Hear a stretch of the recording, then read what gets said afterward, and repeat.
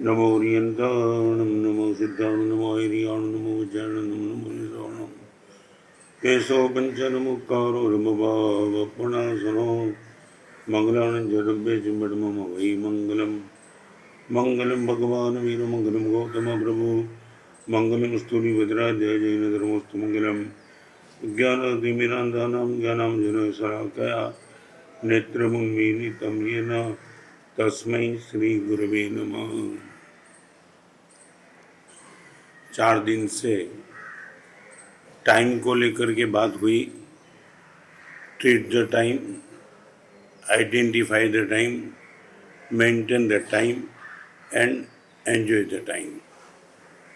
आज एक अलग सब्जेक्ट को लेकर के बात शुरू करना चाहता हूँ, जिनका नाम है ड्रॉ। लाइन हम बनाते हैं कागज पे, वो कागज की लाइन की बात मैं नहीं करना चाहता हूँ, मगर जीवन में कहीं एक ऐसी लाइन हमारे पास होनी चाहिए जो मन को, जीवन को और परिवार को सुरक्षित करते ही रहे। DRAW। सबसे पहले है डी, माने एक डेडलाइन। कौन सी डेडलाइन? संसार है, लाखों करोड़ों लोगों के बीच में हमें रहना है। हमारी कोई मानसिकता है, सामने वाले की भी मानसिकता है।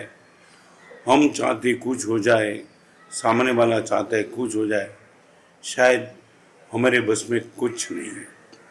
हमारा मन भी जब हमारे कंट्रोल में नहीं है, हम जो चाहते वो हम खुद नहीं कर पाते, तो सामने वाला हम जो चाहे वो कर दे, कर ही देना चाहिए, ऐसी उम्मीद थोड़ी ज़्यादा है। सबसे पहले डेडलाइन एक तय कर लो। एंगर के क्षेत्र में यदि क्रोध आता है, एक डेडलाइन, इस मर्यादा के बाद क्रोध कभी नहीं करेंगे। पानी को फ्रिज में रख देते, बर्फ बन जाता है। क्रोध को मन में स्टोरेज कर देते, वो वैर में, रिवेंज में कन्वर्ट हो जाता है। कभी कभी क्रोध की शुरुआत करने के बाद हमारी एक डेडलाइन न होने के हिसाब से हम इतने आगे निकल जाते, शायद हमें भी नहीं सोचा होगा कि क्रोध यहाँ तक आगे जाएगा। थोड़े दिन के पहले एक मकान में, एक घर में किराए पे रहने वाली एक बहन का लड़का रो रहा था पालने में, और जो मालिक थे, मालिक अंधी घर की, उसको लगा कि ये लड़के को रोना नहीं चाहिए। अपने घर के किराए में रहने वाला वो मालिकन वहाँ गई और बहन को समझाया, आपके बेटे को शांत रखो। पालना में सोने वाला बेटा कहाँ मैच्योर था, ना मैच्योर था ना एडल्ट था। माँ ने कहा कि छोटा बेटा है, पालने में सोता है, रो रहा है, मैं उनको कंट्रोल करूं तो भी कैसे करूं। मैं ज़्यादा से ज़्यादा लोरी सुनाती हूँ। लोरी सुनाने के बाद भी जब ये बेटा वो रोने से बंद नहीं हुआ, मकान मालिकन एग्रेसिव नेचर, एक एंगर को लेकर के वो बेटे को पालने से उठाया। हम सोच नहीं पाते, जमीन पे पटक दिया, सर फोड़ दिया और बेटे को मार दिया। कोई हमारी डेडलाइन नहीं। हमारी जीवन की डेडलाइन है, एक ट्रेन की डेडलाइन है, गाड़ी की डेडलाइन है, बिजनेस की डेडलाइन है। तो एंगर की कोई deadline. Great conqueror does not fight on small issues. महान विजेता छोटी चीज को लेकर के कभी क्रोध नहीं करेगा। और सबसे बड़ी बात यह है, क्रोध को हमारे वहाँ आग की उपमा दी है। आग के पास जाने के लिए कोई तैयार नहीं होता है, तो क्रोधी के पास जाने के लिए भी कोई तैयार नहीं है। नंबर 1, हमारी डेडलाइन तय हो एंगर को लेकर के, इससे ज्यादा क्रोध नहीं। शब्द बिगड़े, सबसे पहले क्रोध में मन बिगड़ता है। मन बिगड़ने के बाद जबान बिगड़ती है। वहां भी यदि कंट्रोल नहीं रहा, फिर हाथ आगे चलता है। माने माइंड, टंग एंड हैंड। मन में पहले क्रोध, शब्द में क्रोध की अभिव्यक्ति, और वहां भी यदि सफल नहीं बने तो हिंसा के लिए हाथ तैयार हो जाते हैं। प्लीज़ हम आगे न बढ़े। मन में क्रोध नहीं आएगा ऐसा तो मैं नहीं कहना चाहता हूँ। 53 साल के दीक्षा जीवन के बाद मुझे भी तो क्रोध आता है, क्योंकि कहीं परमात्मा नहीं बन पाया हूँ, मगर क्रोध पे मेरा निश्चित तौर से कंट्रोल है। आपके घर में भी आग रोज लगती है। आप सोचते होंगे मेरे घर में आग कहाँ लगती है। आपकी धर्मपत्नी, आपकी बेटी, आपकी माँ घर में रसोई बनाती है, गैस जलाती है, वहाँ आग लगती है।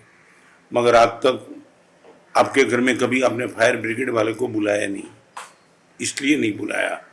आग तो लगी, मगर आग पर आपकी धर्मपत्नी का कंट्रोल रहा, और यही कंट्रोल ने फायर ब्रिगेड को घर में लाने की नौबत नहीं बची। मैं यही कहता हूँ, क्रोध वो आग है, यदि उन पर हम कंट्रोल कर पाए। एक डेडलाइन मन में यदि क्रोध आया तो भी उनको शब्द में प्रकट नहीं करेंगे, और करीबन शायद शब्द में प्रकट हो भी गया, हम हाथ का उपयोग तो कभी नहीं, कभी नहीं और कभी नहीं। एक एंगर की डेडलाइन, नंबर 2 आर्ग्यूमेंट की डेडलाइन। वो मेरे उपकारी है, मेरे जीवन में मेरे गुरुदेव है।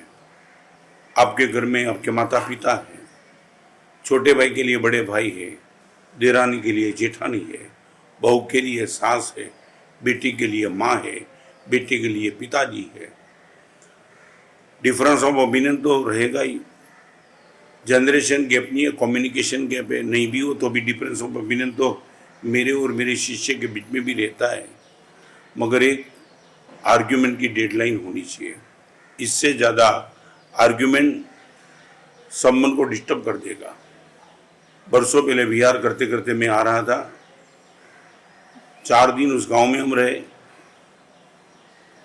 एक लड़का था, सुबह से लेकर रात तक वो मेरे पास लड़का रहता था, पूरे दिन भर तक मुनि भगवान की भक्ति करता था। ही वॉज अबाउट 27, और हम विहार करके जब निकले, एक लड़के ने मुझे बता दिया, महाराज साहब 4 दिन तक 24 घंटे करीबन आपके बाजू में रहने वाला बेटा उनके पिताजी से बोलता नहीं है। मुझे शॉक लगा, हाउ इट इज पॉसिबल। मैं हैरान था, मेरे दिमाग में यह बात बैठी नहीं कि इतना पवित्र अच्छा विनयी लड़का अपने पिताजी के साथ बोलता नहीं है। और आश्चर्य तो बहुत हमारा साहब, करीबन 10 साल से एक ही घर में रहने के बावजूद वो अपने पिताजी से बोलता नहीं है। अगले मुकाम पे विहार करके गया लड़के को मैंने बुलाया, और मैंने खुद ने उनको पूछा, तेरे लिए जो सुना है मुझे सच नहीं लगता है। मगर बोलने वाले ने बोला कि 10 साल से तू अपने घर में रहने के बावजूद तेरे पिताजी से तो बात नहीं करता है। महाराज साहब, आपको जो समाचार मिले वो सही है। न मैं मेरे पिताजी से बोलता हूँ, और आने वाले दिनों में जब तक जिंदगी रहेगी तब तक मैं बोलूँगा भी नहीं। पहली बार ऐसा क्लोज माइंड लड़का देखा, तब मैंने उनको पूछा, ऐसा क्या हो गया? 10-10 साल से घर में रहने वाले पिताजी के साथ बोलना तेरा बंद हो गया, हुआ क्या? देखो, आर्ग्यूमेंट की डेडलाइन तय नहीं करना क्या तबाही मचा सकती है। और लड़के ने बता दिया, मैं हैरान हो गया। गुरुदेव, जब एजुकेशन मेरा शुरू हुआ, 12वीं पास हो गया, मेरी इच्छा थी सीए बनने की, और पिताजी चाहते थे मैं इंजीनियर बन जाऊं। वहाँ डिफरेंस ऑफ ओपिनियन शुरू हुआ, और पिताजी और मेरे बीच में वहाँ तक आर्ग्यूमेंट चली। सुबह से लेकर रात तक मेरी माँ थक गई, मेरे बड़े भाई थक गए, कहीं तो डेडलाइन लाओ। भाई ने पिताजी को बोला कि छोड़ दो ना बेटे को, यदि सीए बनना है तो बनने दो। पिताजी ने बोला, नहीं, इस घर में मैं ही मालिक हूँ, मैं जो चाहता हूँ वही होना चाहिए। बेटा कौन है? केजी से लेकर अब तक मैंने स्कूल की फी भरी, उनके कपड़े दिए, उनके मोबाइल दिए, उनका ट्यूशन तय किया, और अभी वो चाहता है वो करने दूँ, पॉसिबल नहीं रहेगा। और गुरुदेव, 3 दिन पिताजी के साथ मेरी आर्ग्यूमेंट चली। न मैं झुकने के लिए तैयार था, न पिताजी झुकने के लिए तैयार था। पिताजी के कहने से आई वॉज द हेल्पलेस, पैसा था नहीं मेरे पास, और पिताजी के कहने से इंजीनियरिंग में गया। गुरुदेव एक बार बताऊं, आज इंजीनियरिंग में भी टॉप पे हूँ। सैलरी एक महीने की 1 लाख रुपए की है, मगर मैंने तय कर दिया है कि जिस पिताजी ने मेरी करियर को डिस्टर्ब कर दिया है, वो पिताजी से जिंदगी में कभी बोलूँगा नहीं। आप गुरुदेव सोच नहीं पाएंगे, आंख में आंसू के साथ पिताजी ने मेरी माफ़ी मांगी है कि बेटा तुझे माफ़ कर दे, आज से कभी भी गलती नहीं करूँगा। मगर गुरुदेव वो आर्ग्यूमेंट का नशा इतना था, इतनी बवाल मचा दी थी। Now Gurudev I can't come back. मैं आपसे भी विनती करूँगा गुरुदेव, वो लड़का मुझे कह रहा है हर चीज़ का उपदेश देना गुरुदेव। परमात्मा की इष्ट प्रकार की पूजा में कर लूँगा, रात्रि भोजन का त्याग भी कर लूँगा, मगर पिताजी से बोलना मेरा शुरू नहीं होगा। मैं हैरान था। Deadline of anger, deadline of argument, वहाँ तक तुम आर्ग्यूमेंट में आगे चलते हो जहाँ तक बरसों से तुम्हारा रिलेशन और उनको फुल स्टॉप लग जाए। नहीं, यहाँ तक आगे मत बढ़ो। ड्रो, DRAW, उसमें सबसे पहले डी और डी का अर्थ है डेडलाइन, एक एंगर की डेडलाइन, सेकंड नंबर आर्ग्यूमेंट की deadline and third number attraction की डेडलाइन। रावण के पास मंदोदरी थी और सीता से कमजोर नहीं थी, सीता से कम भी नहीं थी। मंदोदरी ने खुद ने रावण को पूछा था कि नाथ, मेरे में ऐसी कौन सी कमी है और सीता में उनसा ऐसा क्या है कि आप जान को खतरे में डाल करके ये युद्ध की तैयारी कर रहे हो। रावण ने कहा मंदोदरी कुछ भी है, मैं तेरे सामने प्रकट नहीं कर सकता कि तू तेरे में क्या नहीं और सीता में है, मगर सीता जी के प्रति मेरा अट्रैक्शन वहाँ तक गया है कि अभी मैं रुकने के लिए तैयार नहीं हूँ। चाहे सीता को पालूंगा, चाहे मौत को स्वीकार कर लूँगा, मगर आगे जाऊँगा। मैं इतना कहूँगा, anything in excess is poison. दूध में यदि शक्कर भी जरूर से ज़्यादा डालेंगे, दूध बेस्वाद बन जाएगा। एक्सेस, एक अट्रैक्शन की मर्यादा होती है। शादी नहीं हुई कोई लड़के की तब तक किसी लड़की के साथ अट्रैक्शन हो, शादी के संबंध में बन चुका हो, फिर उनको अपने अट्रैक्शन पर निश्चित तौर से कंट्रोल करना ही चाहिए। वो कंट्रोल रावण नहीं कर पाया और इतिहास गवाह है कि एक सीता पर कंट्रोल नहीं करने के हिसाब से रावण ने क्या मोल लिया। ये सिर्फ व्यक्ति का अट्रैक्शन नहीं, मोबाइल का अट्रैक्शन, ब्रांडेड आइटम का अट्रैक्शन, घड़ी ऐसी ही चाहिए, टूथपेस्ट ऐसा ही चाहिए, मोबाइल ऐसा ही चाहिए, कपड़े ब्रांडेड ही चाहिए, फ्लैट ऐसा ही चाहिए। मैं रिपीट करना चाहूँगा, ये अट्रैक्शन की डेडलाइन नहीं तय होने के हिसाब से क्या घर घर में जो माहौल बना है, सच बताऊं, इनकम कम है, एक्सपेंस ज़्यादा है। और एडवर्टाइज करने वाले ने 2 कैटेगरी को अपने वश में लिया है, एक स्त्री को और एक छोटे लड़के को। स्त्री इमोशनल होती है और छोटे लड़के, उनको मालूम नहीं कि पिताजी की आर्थिक व्यवस्था क्या है। मैं एक बात बताऊं, टीवी लाना आसान है, मगर टीवी में जो ऐड आती है वो सब कुछ घर में लाना नेक्स्ट टू इम्पॉसिबल है। और लड़के लोग, लड़की, स्त्री सब ऐड देखती है और देखने के बाद ये अट्रैक्शन आउट ऑफ कंट्रोल हर चीज़ घर में लाने की स्थिति। मैं दिल्ली में था, 3 मित्र ने होटल में जाकर के ऑर्डर दे दिया और ऑर्डर की आइटम के साथ एक आइटम थी पापड़ की।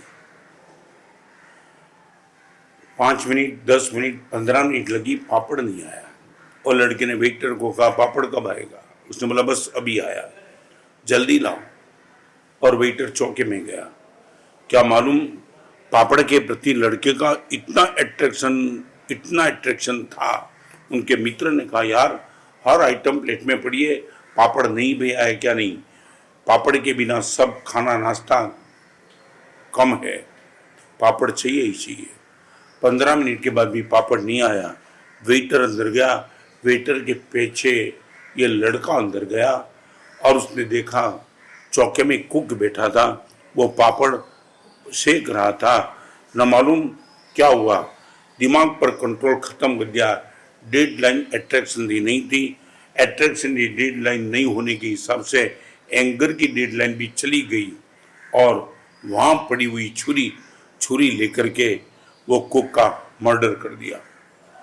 उस टाइम में दिल्ली में था और वही होटल में जो लड़का गया था, वो लड़का मुझे मिलने के लिए, गुरुदेव आंखों के सामने ये देखा, एक लड़का पापड़ के आकर्षण को कंट्रोल नहीं कर पाने के बाद एक वेटर का, कुक का खून कर सकता है, सोचा भी नहीं था। इसलिए मैं कहना चाहता हूँ, DRAW, ड्रो का अर्थ है लाइन कर दो, डेडलाइन, एंगर की डेडलाइन, आर्ग्यूमेंट की डेडलाइन, अट्रैक्शन की डेडलाइन संबंध बचाएगा, शक्ति बचाएंगी और समय बचाएगा।